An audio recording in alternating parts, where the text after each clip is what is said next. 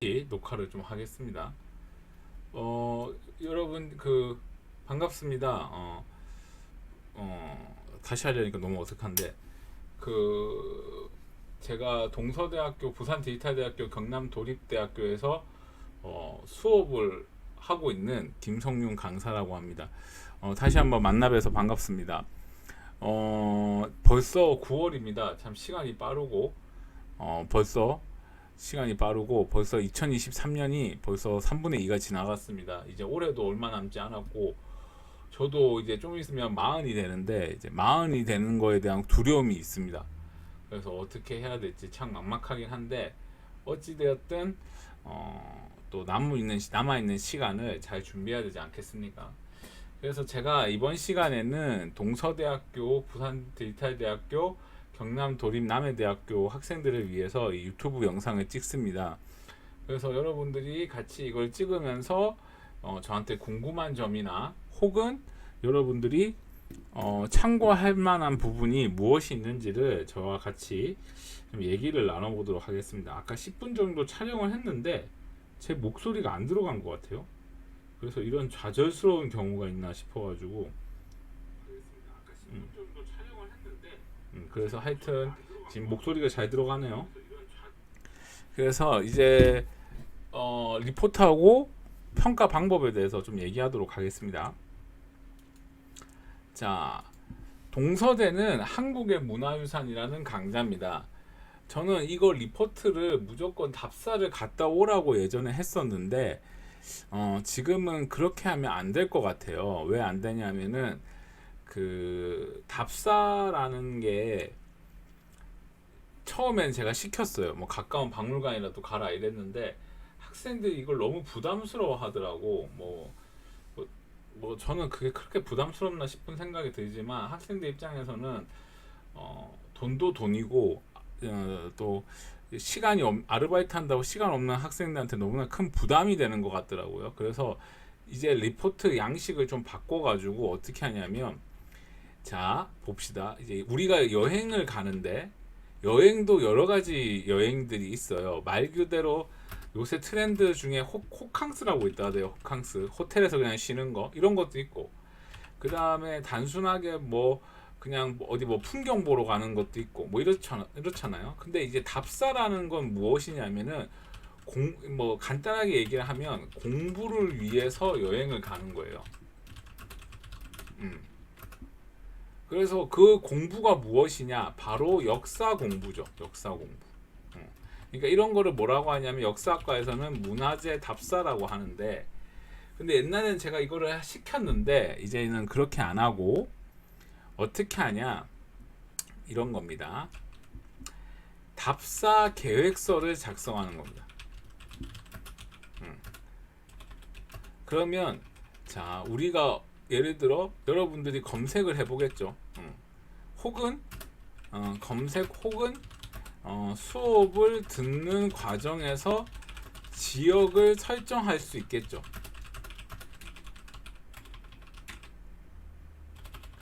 그러면 검색을 하고 지역을 설정할 수 있다.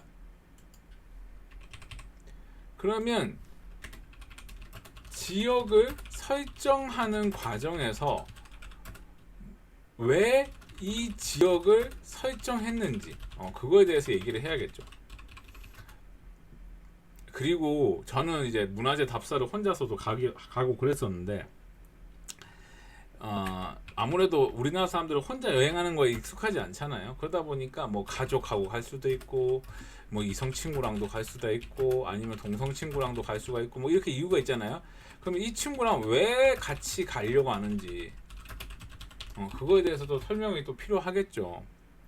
그 다음에 이 여행을 갈 때 이 지역에 어떠한 문화재가 있는지 미리 공부하고 그 다음에 추가로 여행 계획을 세우는 거죠. 여행 계획이라면 안 되겠다. 답사 계획을 세우는 거라고 보시면 되겠습니다. 이렇게 보시면 될 것 같아요. 그래서 여러분들이 미리 조사를 해야 되는데 여러분들이 조사를 해오는 것들이 대다수가 아마 이거일 거예요. 잠시만요.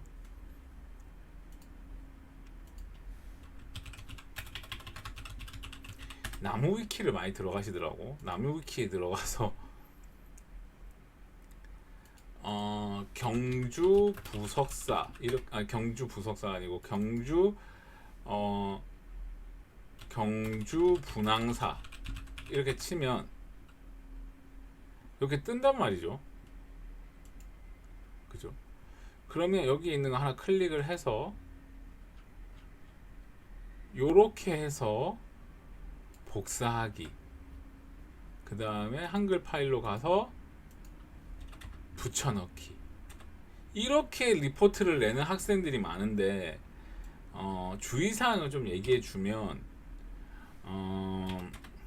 우리 학교가 참 대단한 것 같아요.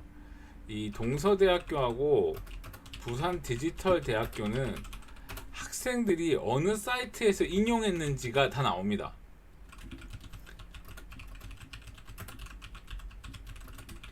프로그램이 다 있습니다. 그래서 보고 있으면 이 학생 여기서 뺏겼구나 막 이렇게 나옵니다.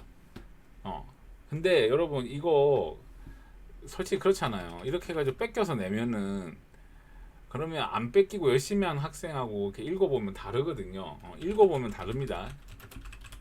그러니까 그게 어디에서 느껴지냐?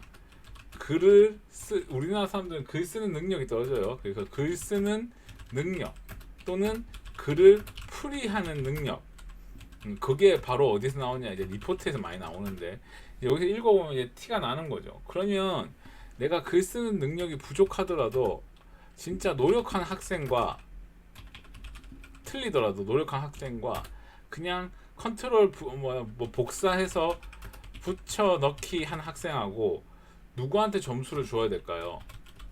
그거는 여러분들이 알아서 판단하시면 될 것 같습니다. 그리고 학생들 중에 질문하시는 분들이 있던데 사진은 어떻게 첨부해야 되나요? 하고 물어보시는 학생들이 계시던데 사진은 그냥 여기 있는 거 그냥 복사해서 붙여 넣으셔도 돼요.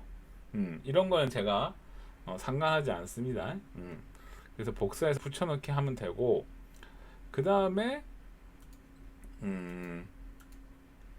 이렇게 해가지고 리포트를 작성하시면 되겠습니다. 그러니까 이건 나중에 제가 설명을 또 드리고, 그래서 여기는 리포트 점수가 15점이기 때문에 제법 높아요. 그리고 이제 제가 리포트 채점을 어떻게 하냐면 이렇게 합니다. 리포트 점수를 알려줄 수는 없습니다. 그 이유는 나중에 채점할 때 좀 문제가 있어서 리포트 점수를 알려주지는 않는데, 저는 어떻게 하냐, 저는 리포트 채점을 이렇게 합니다. 상 15점부터 13점까지, 그 다음에 중, 그 다음에 13점부터 여기 14점, 13점부터 12점, 하는 11점부터 10점, 이렇게 제가 채점을 많이 하는데요.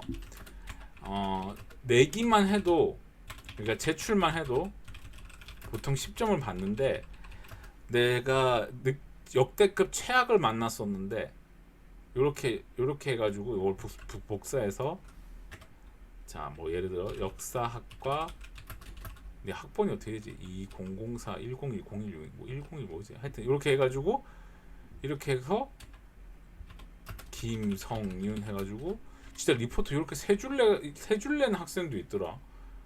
나는 별로 문화재를 좋아하지 않는다, 뭐 이런 식으로 해가지고 냈더라고. 이런 학생들은 제가 몇 점을 주냐?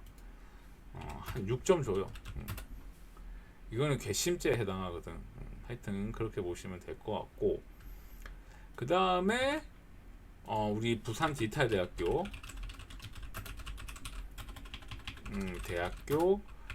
재미있는 한국 역사 이야기, 요거 볼게요.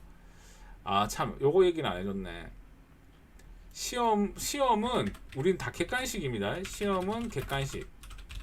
그 다음에 평가는 상대 평가라고 보시면 될 것 같아요. 그 다음에 부산 디지털대학교 같은 경우 지금 여기 보니까 우리 과목의 수강생이 200명입니다. 그러면 여기서 어떻게 되냐면 상위 30%가 A 등급을 받아요. 이 말은 A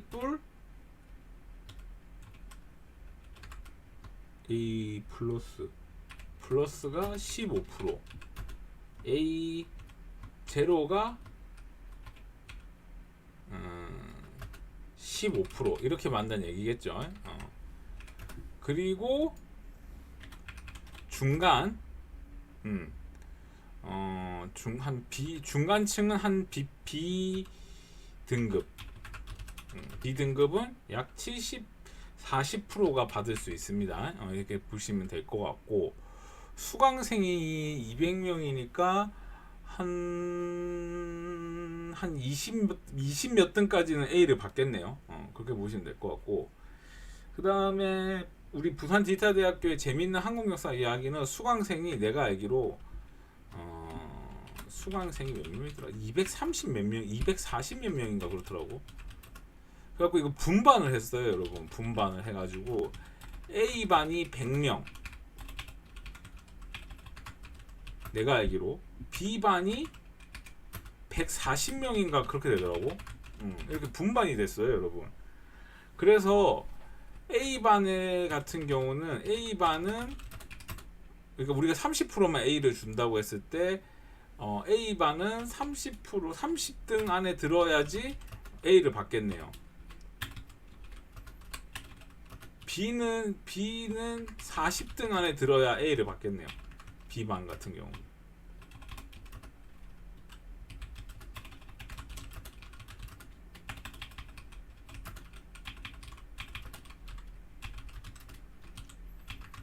이렇게 되겠네요. 하여튼 이런 상황입니다.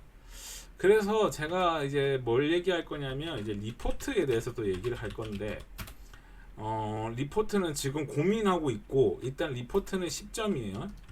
리포트 주제는 뭐냐면 역사 영화와 관련된 내용을 작성하라고 할 거예요. 근데 지금 내가 고민하고 있는 것 중에 하나는 그 9월 달인가? 근데 정확하게 틀릴 수도 있어요. 9월 22일 날 그 넷플릭스에서 그 넷플릭스 최초로 일제 강점기 영화가 나온다 하더라고. 그게 도적의 칼날인가? 뭐 하여튼 뭐 그런 걸로 나온대요. 그래서 이거를 보라고 여러분한테 시켰지. 지금 12월 달에 그 영화 중에 이순신 장군 영화가 나온대요. 노량.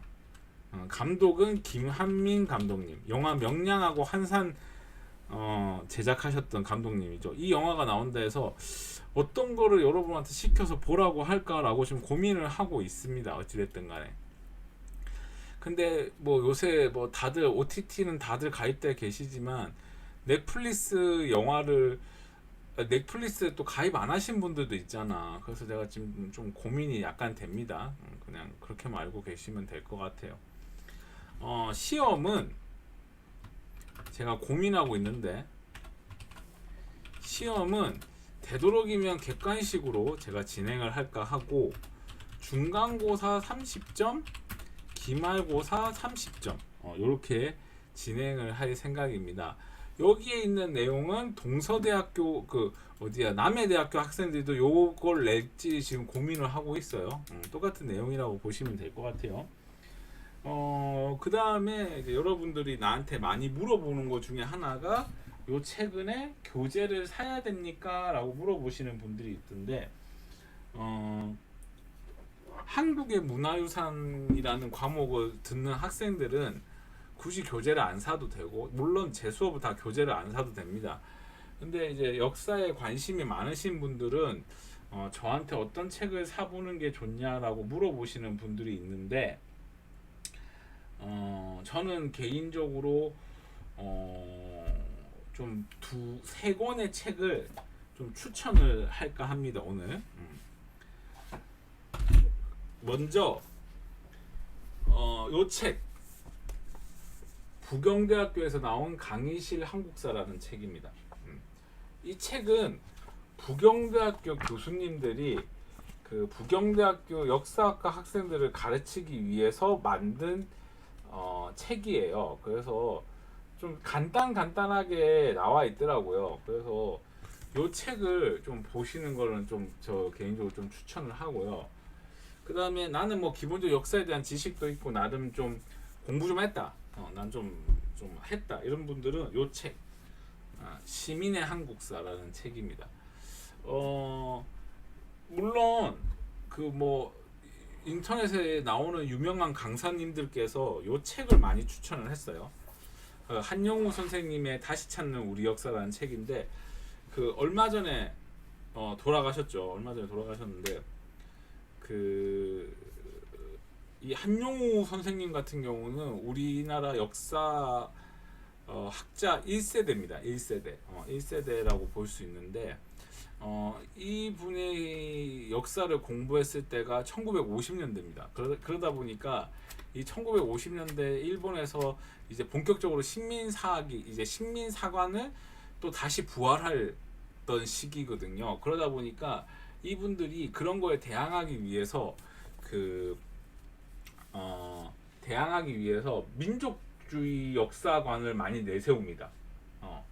그러다 보니까 이 책이 약간 좀 국뽕이 많이 들어가 있어요.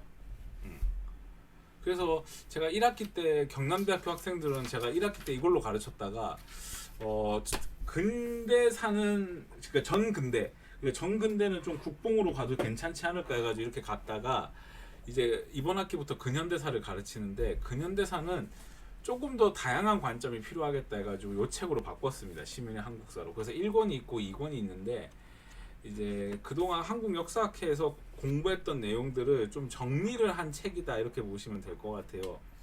근데 이 책을 이제 그 문재인 전 대통령님께서 이걸 추천하시는 바람에 이게 약간 좀 프레임이 씌워졌어. 이게 약간 좀 뭐라고 해야 될까, 좀 좌파 성향의 책이다 뭐 이런 식으로 좀 씌워졌는데 뭐 그런 건 아니고 한국 역사학계에서도 좌파적인 교수님도 있고 우파적인 교수님도 있고 이러다 보니까 그런 사람들이 다양하게 있으니까 토론을 하지 않겠어요.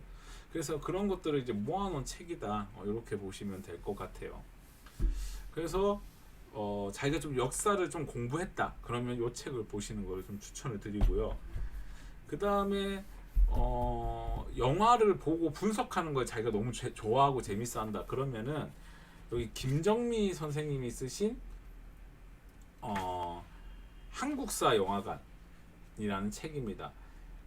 크게 어렵지는 않은 책이에요. 이분은 서울대학교 나오셨고 지금 상명대학교에서 박사과정을 수료하셨는데 일단 제가 이 책을 고른 이유는 뭐냐면 영화 분석을 시민들이 쉽게 접근할 수 있도록 책을 그러니까 이분이 글을 잘 써. 글을 쉽게 쓰더라고.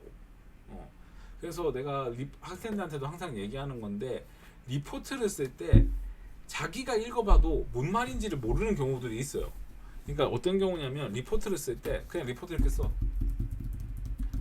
다 했다 하고 그냥 내는 거예요. 그럼 이러면 점수를 못 받아요, 여러분.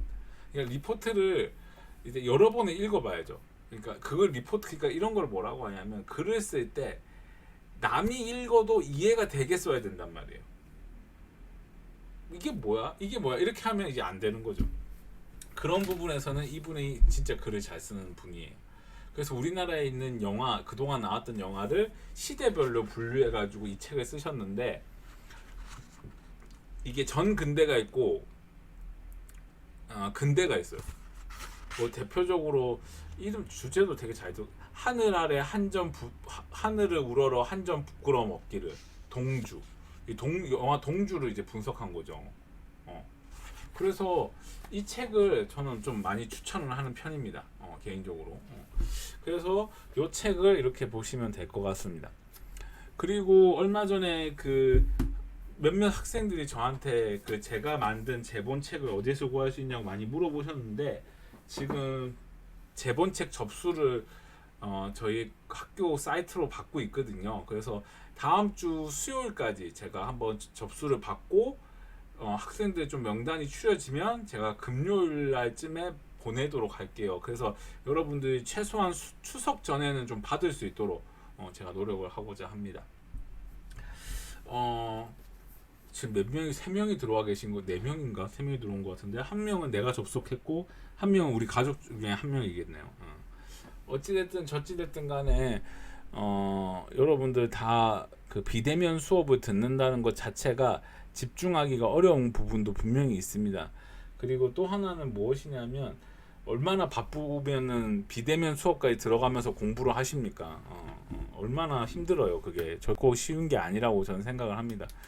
그래서 요 최근에 좀 느낀 감정 중에 하나가 그 뭐가 있냐면 그 직장을 다니면서 일하는 게 진짜 어렵다는 생각을 요새 좀 많이 하고 있습니다. 그러니까 또 직장까지 다니는데 육아까지 하시는 분들 보면 정말 대단한 것 같아요. 저는 개인적으로 그 문성대학교 간호학과에 있을 때 저보다 한 나이가 6살, 7살 많은 만학도였는데 이게 저한테 누나죠. 그 누나 학생이 직장을 다니면 오전엔 대학을 다니고 대학교 수업이 4시에 끝나면 아기를 픽업을 하고 그다음에 9시에 그 자기 아는 누나 아는 언니 그 술집 가가지고 설거지하고 뭐 이런 걸 하면서 그 간호학과를 다니시는 걸 보고 와 정말 박수가 절로 쳐지더라고. 그러니까 그분은 내가 물어보니까 하루가 너무 짧다 하시더라고요. 그러니까 여기 계시는 선생님들도 아마 그러한 마음으로 지금 학교를 다니고 계실 거라고 충분히 생각이 들고 제가 뭐 그런 부분에 대해서 제가 해결할 수 있는 능력은 없습니다. 근데 다만 뭘 하려고 하실 때 제가 도움은 줄 수 있으니까 여러분들이 좀 어렵고 힘든 부분이 있으면 고민하지 말고 얘기하시면 좋을 것 같습니다. 오늘 한 30분 정도 했는데 여러분들 이거 편집해서 제가 올리도록 할 거고 여러분들이 한 학기 동안 좀 어렵고 이해가 안 되는 부분이 있으면 언제라도 저한테 편하게 얘기하시면 되겠습니다. 그러면 오늘 여기까지 하도록 하겠습니다. 예, 수고하셨습니다. 안녕히 계세요, 여러분.